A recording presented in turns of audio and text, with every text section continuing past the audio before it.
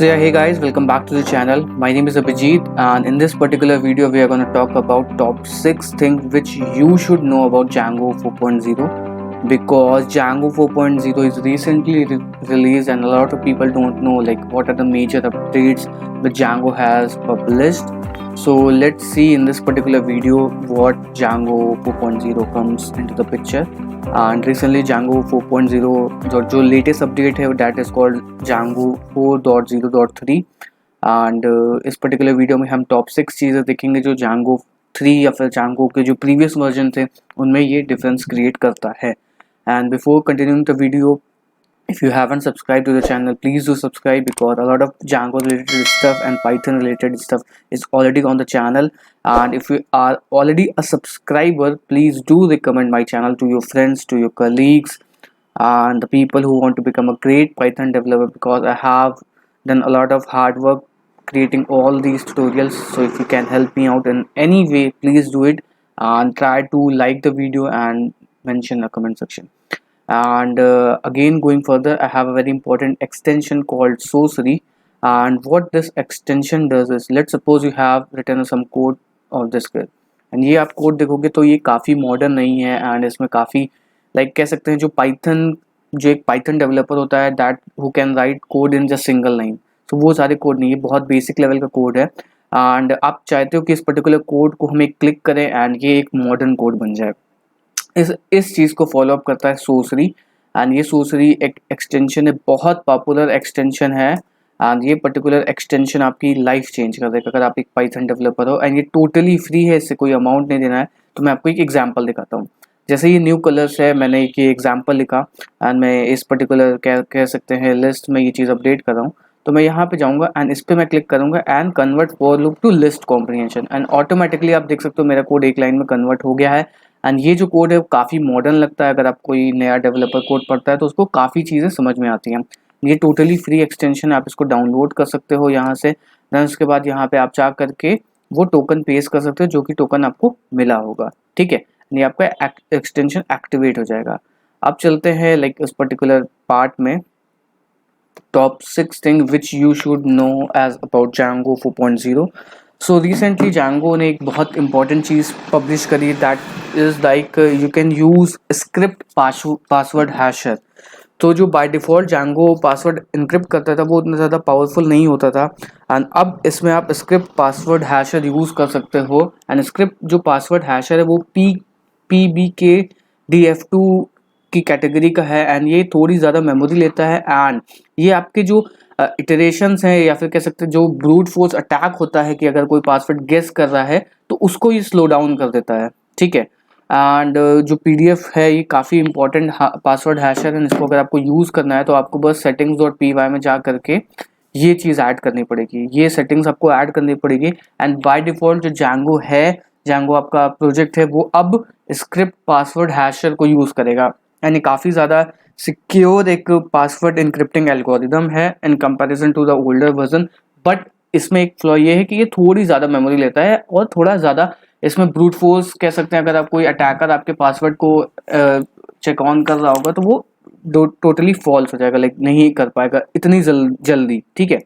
अब coming to the next point that is called request and response. ठीक है. पहले आपने पता होगा कि आप एक लाइब्रेरी इंस्टॉल करते थे Django क्रॉस हेडर करके. एंड वो लाइब्रेरी क्या करती थी, जब आपने कोई Django रेस्ट फ्रेमवर्क में प्रोजेक्ट बनाया होता था एंड जब आप उसको एग्जीक्यूट करते थे तो क्रोम ब्राउज़र आपका एक एरर देता था, से कैन नॉट ओरिजिन करके आप सेम ओरिजिन पे रिक्वेस्ट नहीं मार सकते थे. फिर आप एक Django की एक लाइब्रेरी इंस्टॉल करते थे third party Django cross header. And cross header जा करके एस्ट्रिक करते थे कि कहाँ से क्रॉस हेडर आपके अलाउ हैं. बट नाउ Django 4.0 ऑफिशियली आपको बस जा करके यहाँ पे करना है secure cross origin opener policy, उसको नन कर देना है. एंड ऑटोमेटिकली आपको कोई थर्ड पार्टी लाइब्रेरी इंस्टॉल करने की ज़रूरत नहीं पड़ेगी. एंड काफ़ी अच्छी चीज़ है यार. कई बार प्रॉब्लम आती थी कि ये क्या एरर आ रही है, क्या एरर आ रही है. But now you can fix this but just by typing secure _cross _origin _opener _policy equal to none. And automatically आपकी जो Django क्रॉस हेडर वाली प्रॉब्लम है वो सॉल्व हो जाएगी. आपको कोई थर्ड पार्टी लाइब्रेरी इंस्टॉल करनी नहीं पड़ेगी. And third part is CSRF token की प्रॉब्लम से कौन नहीं, लाइक अगर आप Django के बिगिनर डेवलपर हो तो आपको पता होगा कि CSRF टोकन की बहुत ज़्यादा दिक्कत आती थी। अब आपको एक चीज़ और करनी पड़ेगी, CSRF ट्रस्टेड ओरिजिन, मतलब जब आप अपने प्रोजेक्ट को डिप्लॉय करते हो आपको ये लोकल सिस्टम पे एरर नहीं मिलेगी। जब आप अपने प्रोजेक्ट को डिप्लॉय करते हो और आप HTTP एंड HTTPS में खेल रहे हो, यानी कि HTTPS आपने लगा के रखा हुआ है, तो आपको वहाँ पे CSRF ट्रस्टेड ओरिजिन को ऐड करना पड़ेगा। ठीक है, एक ये और है। एंड इससे फ़ायदा क्या होगा आपका कि लेट सपोज अगर कोई अलग रिक्वेस्ट से रिक्वेस्ट मार रहा है, मतलब अगर कोई नॉर्मल जो HTTP वाली है अगर उस वेबसाइट पे जाकर के वहाँ से कोई रिक्वेस्ट कर रहा है तो वो फॉल्स हो जाएगी। ठीक है, तो ये भी आपको आप सेट डाउन कर सकते हो। जब आप डिप्लॉय करोगे तो आपको ये चीज़ करनी पड़ेगी, CSRF ट्रस्टेड ओरिजिन, एंड वहाँ पे आपको जो आपका डोमेन है उसका नाम देना पड़ेगा। ठीक है, ये प्रोडक्शन पे आएगा आपको टेस्टिंग इन्वायरमेंट में, या फिर जब आप लोकल में सिस्टम को एग्जीक्यूट कर रहे होगे, एप्लीकेशन को एग्जीक्यूट कर रहे होगे, तो आपको कोई ऐसा दिक्कत नहीं आएगी। नेक्स्ट पॉइंट पे आते हैं, एक बहुत अच्छी ORM की क्वेरी आई है। अब आप इस तरीके से कर सकते हो, क्वेरी सेट डॉट कंटेन्स, मतलब आपने कोई एक ऑब्जेक्ट डाला हुआ है, लेट सपोज मैंने एक प्रोडक्ट डाला हुआ है एंड कैटेगरी डाला हुआ है। ठीक है, अब आपको एक प्रोडक्ट ऑब्जेक्ट ऑलरेडी आपके पास है एंड आपको चेक करना है कि उस कैटेगरी में वो प्रोडक्ट है कि नहीं, तो आप इस तरीके से कर सकते हो, क्वेरी सेट यानी कि प्रोडक्ट डॉट कंटेन्स कैटेगरी। अगर ये प्रोडक्ट के अंदर कैटेगरी होगी तो वो रिटर्न कर देगा, अदरवाइज ये नहीं रिटर्न करेगा, बूलियन वैल्यू रिटर्न कर देगा। ठीक है, तो ये काफ़ी अच्छी एक कह सकते हैं बढ़िया कह सकते हैं ORM की क्वेरी आपको मिली है यहाँ पे। एंड ये रिटर्न कर देता है जब क्वेरी अगर ऑब्जेक्ट कंटेन करती है तो वो ट्रू रिटर्न कर देगा, अदरवाइज ये वन। और ये जो परफॉर्मेंस है ये बहुत ज़्यादा फास्ट और सिंपल हो जाता है।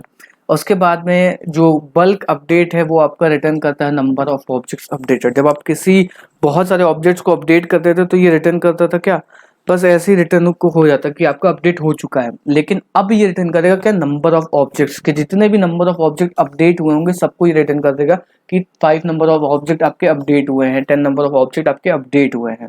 ठीक है, एंड बल्क क्रिएट करता है सर, आप प्राइमरी की को भी सेट करता है जब आप SQLite 3.35 के अबव यूज़ करते हो। पहले क्या होता था, जब आप बल्क क्रिएट करते थे ना तो वो प्राइमरी की नहीं सेट करता था, इसमें आपका SQLite में एरर शो कर देता था, तो आपको मैनुअली क्रिएट करना पड़ता था। लोग ज़्यादा बल्क क्रिएट नहीं यूज़ करते थे SQLite में, उनको लाइक MySQL पोस्टग्रेस में जाना पड़ता था। बट अब जो बल्क क्रिएट है वो आपका प्राइमरी की भी सेट कर देता है ऑब्जेक्ट्स में जब आप SQLite के 3.35 वर्जन के अबव में हो। ठीक है, तो ये भी काफ़ी इंपॉर्टेंट एक पॉइंट निकल के आया है मॉडल्स में। उसके बाद में अब आप फंक्शनल कंस्टेंट भी यूज़ कर सकते हो। इसका मैं आपको एक एग्जांपल दिखाता हूँ।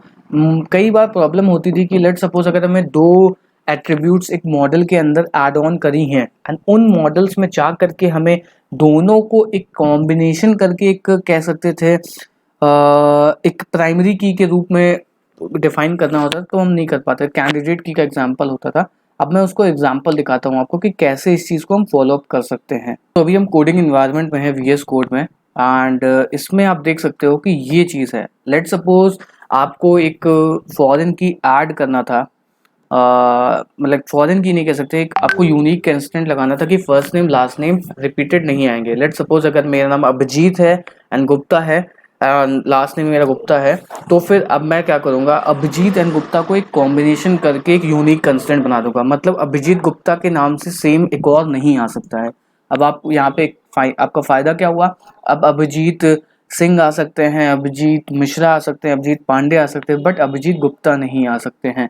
और ये फ्लॉ जो है वो काफ़ी बार आता था कि हमें हर बार चेक करना पड़ता। जब आप इस पर्टिकुलर एग्जाम्पल को अगर आपने यूज़ किया होगा तो आप इस चीज़ की प्रॉब्लम को समझ पा रहे हो कि क्या प्रॉब्लम आती थी। हर बार हमको क्रिएट करना, चेक करना पड़ता था क्या ये फर्स्ट नेम लास्ट नेम है, या फिर एक अलग से मेथड लिखना पड़ता था जो कि चेक करता था कि same first name and same last name में कोई एग्जिस्ट तो नहीं करता है। लेकिन अब ये सेम चीज़ें हो पाएंगी। यूनिक कंस्टेंट एक फील्ड आई है Django 4.0 में, एंड उसमें आप इन पर्टिकुलर चीज़ों को ऐड कर सकते हो। ठीक है, एंड इनका नेम आपको देना पड़ेगा, first name last name unique करके, एंड ये एरर थ्रो कर देगा। जैसे ही अगर सेम आएगा आप उसमें डेटाबेस में डालने की ट्राई करोगे तो ऑटोमेटिकली ये फेल हो जाएगा। एंड यूनिक कंस्टेंट में आप 3 का भी कॉम्बिनेशन कर सकते हो, 4 का भी कॉम्बिनेशन कर सकते हो।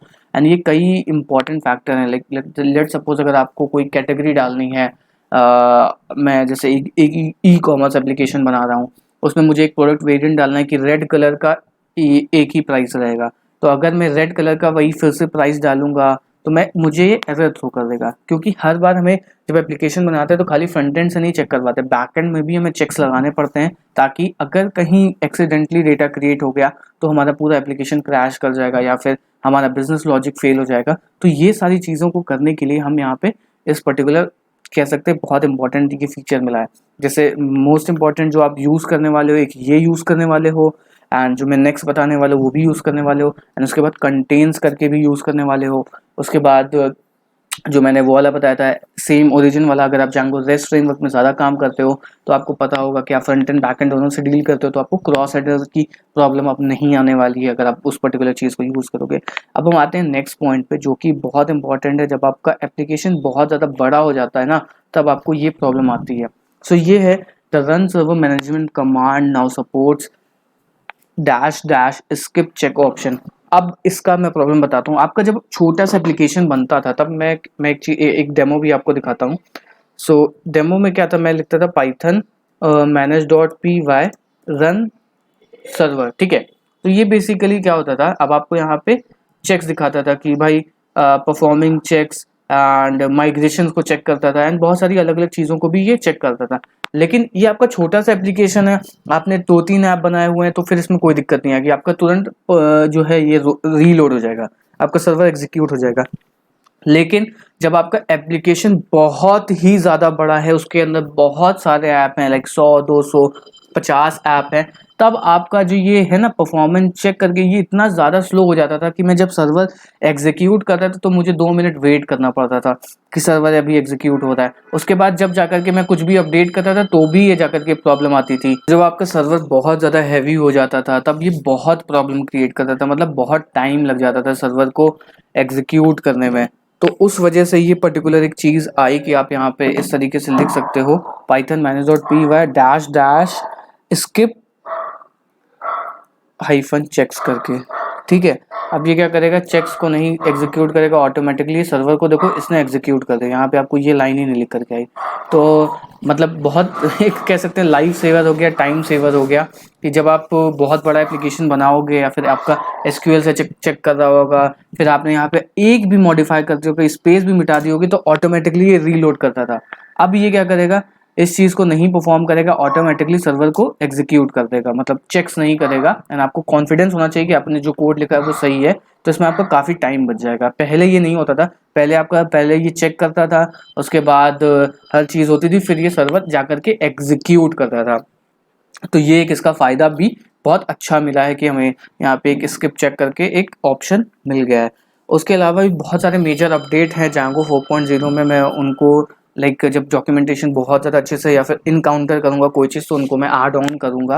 एंड अगर मुझसे कोई पॉइंट स्किप हो गया तो डेफिनेटली आप कमेंट सेक्शन में बता सकते हैं कि ये जांगो 4.0 में आया था, तो मैं डेफिनेटली एक और वीडियो बना दूंगा जिसमें इसके अलावा जो भी पॉइंट्स होंगे, क्योंकि जो पॉइंट्स मैंने इनकाउंटर किए उनका सोल्यूशन मिला, मैं वो चीज़ें आपको बता पाता हूँ। एंड बाकी जो कई चीज़ें थी वो उतने ज़्यादा मेजर इम्पैक्टफुल नहीं थी, तो उन चीज़ों को मैंने नहीं बताया है। एंड अगर आपके पास कोई ऐसा पॉइंट है तो डेफिनेटली आप कमेंट सेक्शन में बता सकते हैं। एंड आपके पास अगर कोई सजेशन है तो भी आप बता सकते हैं। एंड अगर आपको कोई भी हेल्प आउट चाहिए तो आप मेरे इंस्टाग्राम में हैंडल पे जा करके मुझे मैसेज करते हैं, I will try to help you out. And Instagram आपको डिस्क्रिप्शन मिल जाएगा। एंड डेफिनेटली आप इस पर्टिकुलर एक्सटेंशन को ज़रूर डाउनलोड करिए, it's very powerful and it's very useful. आप जब एक स्केलेबल या फिर अच्छा कोड बनाओगे तो आपको बहुत हेल्प आउट मिलने वाली है। इसका डाउनलोड लिंक भी आपको डिस्क्रिप्शन में मिल जाएगा। सो खत्म करते हैं वीडियो को, एंड प्लीज़ चैनल को सब्सक्राइब करिएगा। मिलते हैं नेक्स्ट वीडियो में, तब तक के लिए थैंक यू।